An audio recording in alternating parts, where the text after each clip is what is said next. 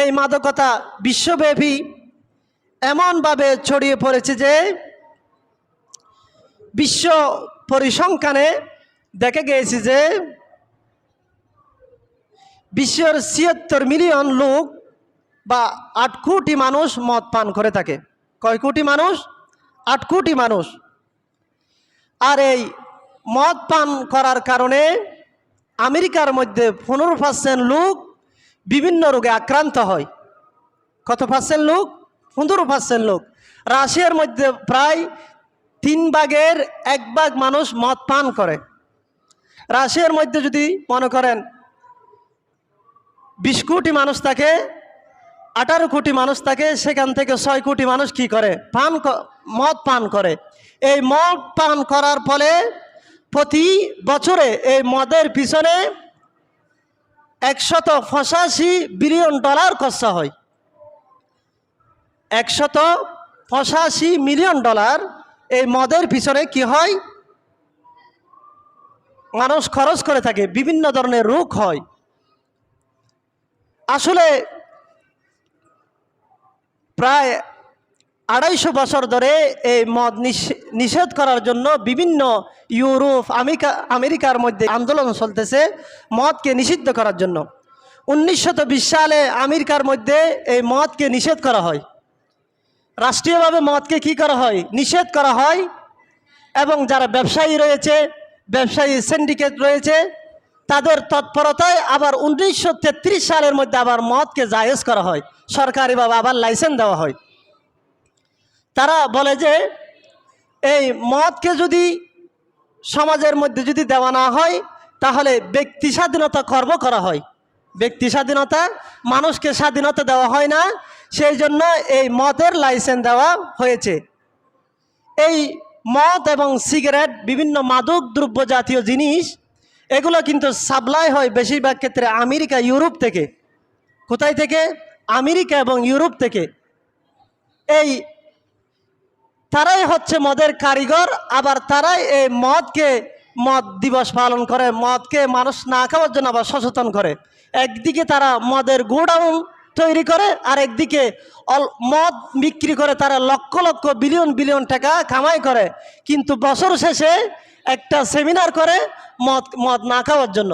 এগুলো মানুষকে দেখায় যে আপনারা মদ খাইয়েন না, কিন্তু এই মদের টাকা দিয়ে তারা লক্ষ লক্ষ কোটি কোটি বিলিয়ন বিলিয়ন টাকা কী করে? তারা আয় করে।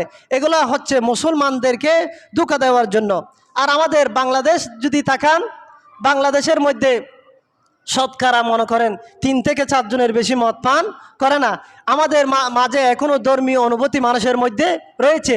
এই মদ সম্পর্কে আল্লাহ পাক রব্বুল আলামিন সূরা বাকারার 219 নং আয়াতের মধ্যে আল্লাহর হাবিবকে জানিয়ে দেন, ও হাবিব, লোকেরা আপনার থেকে এই মদ এবং জুয়া সম্পর্কে আপনাকে জিজ্ঞেস করবে। আল্লাহ পাক রব্বুল আলামিন বলেন, ইয়াসআলুনাকা আনিল খামরি ওয়াল মাইসির কুল ফীহিমা ইসমুন কাবীরু ওয়া মানাফিউ লিন-নাস। ও হাবিব, মানুষ আপনার থেকে মদ এবং জুয়া সম্পর্কে জিজ্ঞেস করবে। কি সম্পর্কে? মদ এবং জুয়া সম্পর্কে আপনার থেকে জিজ্ঞেস করবে। আপনি তাদেরকে বলে দেন, কুল ফীহিমা ইসমুন কাবীরুন, এই দুটির মধ্যে বড়ই পাপ। মদ এবং জুয়ার মধ্যে বড়ই পাপ রয়েছে। এই পাপগুলা কি কি?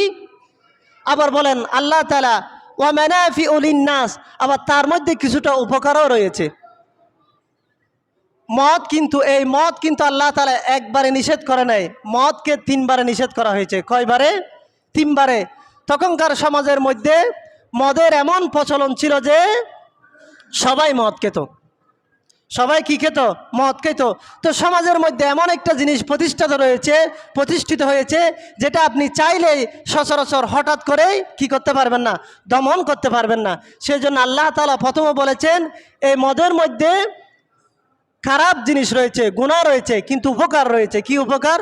মদ খেলে শরীরের মধ্যে একটু শক্তি বাড়ে, যৌন উত্তেজনা বৃদ্ধি হয়, এবং যে মদ খায় সে মনে করে যে দুনিয়ার সে বাদশা, সে ছাড়া আর কেউ নেই, তার থেকে দুনিয়াদারি সব কি লাগে? সমান লাগে। তো আল্লাহ তাআলা বলেন যে এই মদের মধ্যে কিছু কি রয়েছে? গুণ রয়েছে, কিন্তু গুনার ক্ষেত্রে অপকার রয়েছে বেশি। তার মধ্যে এই গুণের চাইতে অপকার রয়েছে বেশি। এই মদের আয়াত যখন নাজিল হয়, হযরত ওমর রাদিয়াল্লাহু তাআলা কি করলেন? আল্লাহ তাআলার কাছে দোয়া করলেন যে আল্লাহ পাক রব্বুল আলামিন, আপনি মদ সম্পর্কে আরো ভালো করে আমাদেরকে দিক নির্দেশনা দেন। তখন কি করলো? এই আয়াত যখন নাজিল হয় তখন মানুষ মদ খেয়ে নামাজ পড়তে আসতো। কথাটা খেয়াল করুন। তখন মদ একেবারে নিষেধ করা হয় নাই, মানুষ মদ খেয়ে কি করতে আসতো? নামাজ পড়তে আসতো। এখন তখন এক সাহাবী মদ খেয়ে নামাজের জন্য দাঁড়ালো। এখন নামাজের মধ্যে সূরা এলোমেলো পড়তে লাগলেন, যার কারণে অর্থের বিকৃতি ঘটল। আল্লাহ তাআলা সাথে সাথে কোরআন নাজিল করেন। আল্লাহ তাআলা বললেন, ইয়া আইয়ুহাল্লাযীনা আমানু লা তাকরাবুস সালাতা ওয়া আনতুম সুকারা। ও ঈমানদারগণ, তোমরা যখন নামাজের মধ্যে আসবে তখন তোমরা যদি নেশাগ্রস্ত থাকো তাহলে নামাজের মধ্যে আসিও না। তোমরা যদি নেশাগ্রস্ত থাকো তাহলে নামাজের মধ্যে আসিও না। প্রথমে আল্লাহ তাআলার সিস্টেমটা কি দেখেন, এই সমাজের মধ্যে মদ জুয়া এমনভাবে প্রসিদ্ধ ছিল যে প্রথমে আল্লাহ তাআলা এটা কি করেন নাই, সাথে সাথেই মদ হারাম এটা বলেন নাই, বললেন যে এটা গুনাহের কাজ, এটা তোমরা করিও না, এটার মধ্যে কিছু ফায়দা রয়েছে, আর ফায়দার থেকে খারাপ কাজ বেশি। পরে বললেন যে যারা মুমিন রয়েছে তোমরা নামাজ অবস্থায় কি আসিও না, এই মদ খেয়ে মসজিদের মধ্যে আসিও না। এখন এই আয়াত যখন নাজিল হয়, হযরত ওমর রাদিয়াল্লাহু তাআলাকে আবার ডাকা হলো। আবার ডাকার পরে আল্লাহর কাছে আবার দোয়া করলেন, আয় আল্লাহ পাক রব্বুল আলামিন, আপনি মদ সম্পর্কে আমাদেরকে একটা নির্দিষ্ট একটা সিস্টেম করে দেন এই বিষয়ে। তখন আল্লাহ তাআলা আবার কোরআনের সূরা মাইদার 190 নং আয়াত নাজিল করলেন। আল্লাহ তাআলা বললেন, ইয়া আইয়ুহাল্লাযীনা আমানু ইন্নামাল খামরু ওয়াল মাইসির ওয়াল আসলাবু ওয়াল আজলামু রিজসুম মিন আমালিশ শাইতান। ও ঈমানদারগণ, মদ, জুয়া, মূর্তি পূজা এবং ভাগ্য নির্ধারণ এগুলো হলো শয়তানের কাজ। মদ, জুয়া, মূর্তি পূজা করা, ভাগ্য নির্ধারণ করা এগুলো হচ্ছে কি কার কাজ? শয়তানের কাজ। ফাজতানিবুহু লাআল্লাকুম তুফলিহুন। তোমরা যদি সফল কাম হতে চাও এই মদ থেকে বাঁচো, জুয়া থেকে বাঁচো, মূর্তি পূজা থেকে কি থাকো, বেঁচে থাকো। তাহলে এগুলা কার কাজ? শয়তানের কাজ। কেন শয়তানের কাজ?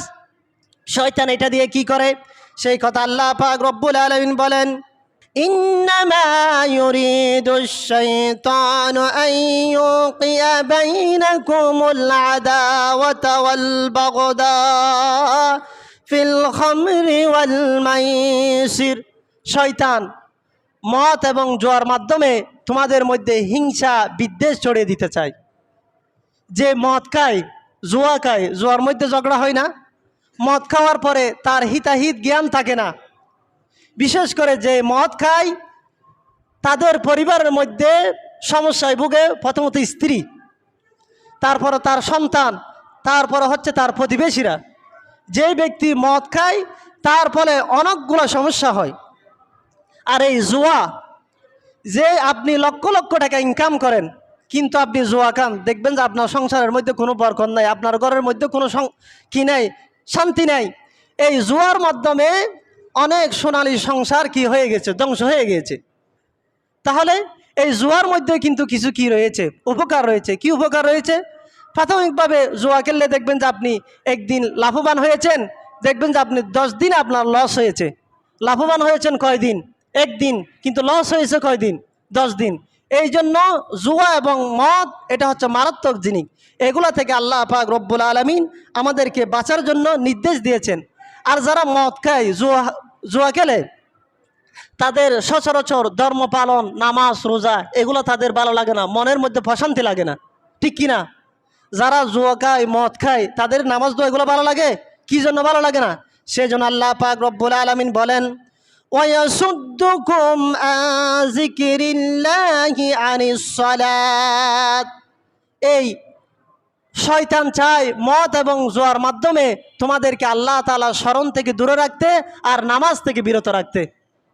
আল্লাহ তাআলা বলতেছেন শয়তান মানুষকে জুয়া এবং মতের মাধ্যমে আল্লাহ তাআলা স্মরণ থেকে, আল্লাহ তাআলা জিকির থেকে তোমাদেরকে বিরত রাখতে চায় এবং তোমাদের সালাত থেকে বাধা প্রদান করে।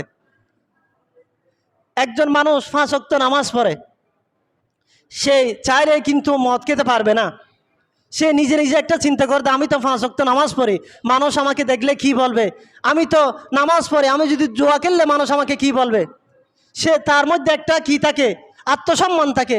আর যে ব্যক্তি মদ খায়, জুয়া খেলে, তার মধ্যে আর হিতাহিত জ্ঞান থাকে না, তার শয়তান তাকে পরিচালিত করে। সেই জন্য আল্লাহ পাক রব্বুল আলামিন বলেন, ফাহাল আনতুম মুনতাহুন, এই সমস্ত খারাপ কাজ হওয়ার পরেও কি তোমরা এই কাজ থেকে কি তোমরা বিরত থাকবে না? সেই জন্য আল্লাহ পাক রব্বুল আলামিন বলেন, তোমরা এই গ্রহীত কাজ থেকে দূরে থাকো। কেননা এই মদ হলো সকল পাপের মূল। আল্লাহর হাবিব সাল্লাল্লাহু আলাইহি ওয়াসাল্লাম ইবনে মাজার 3371 নং হাদিসের মধ্যে বলেন, লা তাশরিবাল খুমর ফাইন্নামা মিফতাহু কুল্লা শাররিন, এই মদ হলো সকল কাজের পাপের মূল। বনি ইসরায়েলের মধ্যে একজন ফরহেজগার ব্যক্তি ছিল। তখনকার রাষ্ট্রপতি ওই ফরহেজগার ব্যক্তিকে 4টি কাজ করার জন্য বাধ্য করলেন। কয়টি কাজ? 4টি কাজ। এই তোমার থেকে ফরহেজগার ব্যক্তিকে বলল যে রাষ্ট্রপতি 4টি কাজ তোমার থেকে করতে হবে, না হলে আমি তোমাকে হত্যা করব। বুজুর্গ ব্যক্তিকে বলল যে এই 4টি কাজ কি? তোমার থেকে প্রথমত একজন মানুষকে হত্যা করতে হবে, দ্বিতীয়ত বেবিচার করতে হবে, তৃতীয়ত শুকুরের মাংস খেতে হবে, চতুর্থত মদ খেতে হবে। তখন ওই বুজুর্গ ব্যক্তি ভাবলো যে শুকুরের মাংস খাওয়া তো হারাম, এটা আল্লাহ তাআলা নিষেধ করেছেন। দ্বিতীয়ত বেবিচার, এটা তো আরও খারাপ কাজ, আমি এই কাজটা করব না। তৃতীয়ত মানুষ হত্যা করা, এটা তো খারাপ কাজ। ওই বুজুর্গ ব্যক্তি কী করলো, তাহলে মদ খাওয়াটা মোটামুটি ওই 3টা থেকে একটু সহজ না, মদ খেলে আর কি হবে, একটু পরেই ভালো হয়ে যাব। ওই 3টা কাজ না করে ওই বুজুর্গ ব্যক্তি কী করলো, মদ পান করলো। মদ পান করার সাথে সাথে ওই ব্যক্তি মানুষ হত্যা করলো, বেবিচার করলো এবং শুকুরের মাংস খেল। বড় করে বলি নাউজুবিল্লাহ। তাহলে ওই ব্যক্তি যদি, বুজুর্গ ব্যক্তি যদি মানুষ হত্যা করতো তাহলে একটাই কাজ করত, কিন্তু এখন মদ খাওয়ার কারণে তার স্মৃতিশক্তি কি হয়ে গেছে, তার স্মৃতিশক্তির মধ্যে আর কিছুই ছিল না। সে মদ খাওয়ার পরে মানুষ হত্যা করলো, বেবিচার করলো, শুকুরের মাংস খেলো। সেই জন্য সম্মানিত হাজরিন, এই মদ থেকে আমাদেরকে বেঁচে থাকতে হবে। কেননা আল্লাহর হাবিব সাল্লাল্লাহু আলাইহি সাল্লাম বলেছেন, কুল্লু মুস্কিরিন হারাম, প্রত্যেক নিশা জাতীয় দ্রব্য তোমাদের জন্য হারাম। আর যে জিনিস বেশি পরিমাণে হারাম, ওই জিনিস কম পরিমাণেও হারাম। মনে করেন এগুলোকে প্যাক বলে, মনে হয় প্যাক, যারা খায় তারা বুঝে। এটা যদি আপনি 3-4 প্যাক খান তাহলে আপনি মাতাল হয়ে যাবেন। এই এক প্যাক হলেও, এক প্যাক যদি আপনি খান মাতাল না হন, সেটাও আপনার জন্য হারাম, সেটা আপনার জন্য কি হারাম।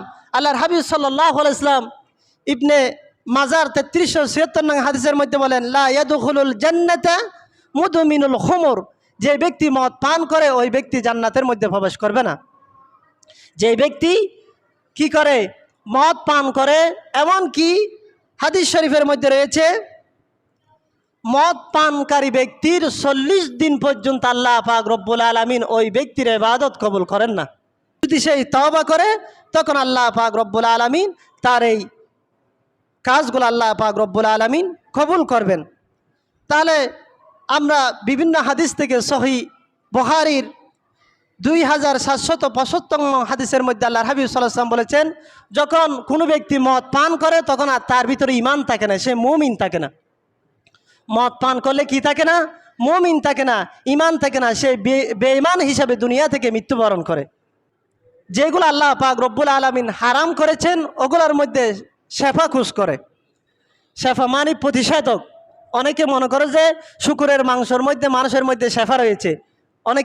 অনেক কিছু আমাদের জন্য হারাম, কিন্তু ওই হারাম কাজের মধ্যে, হারাম জিনিসের মধ্যে আল্লাহ পাক রব্বুল আলামিন বান্দার জন্য কোনো শেফা রাখেন নাই। হাদিস শরীফের মধ্যে আল্লাহর হাবিব সাল্লাল্লাহু আলাইহি ওয়াসাল্লাম বলেছেন, যেই বস্তু আল্লাহ পাক রব্বুল আলামিন হারাম করেছেন ওই হারাম বস্তুর মধ্যে সেপার কোনো প্রতিষেধক আল্লাহ তাআলা রাখেন নাই। অনেকে মনে করেন যে ওই শুকুরের মাংস খেলে, চর্বি খেলে ওই রোগটা ভালো হয়। আল্লাহর হাবিব বলেছেন ওগুলা বানোয়াট কথা, ওগুলা মানুষকে ধোঁকা দেওয়ার জন্য বলে। তাহলে আমরা বুঝলাম যে যেই বিষয়গুলো আল্লাহ পাক রব্বুল আলামিন আমাদের জন্য হারাম করেছেন ওগুলা বান্দার জন্য ওটার মধ্যে কোনো আর কি নাই, প্রতিষেধক নাই।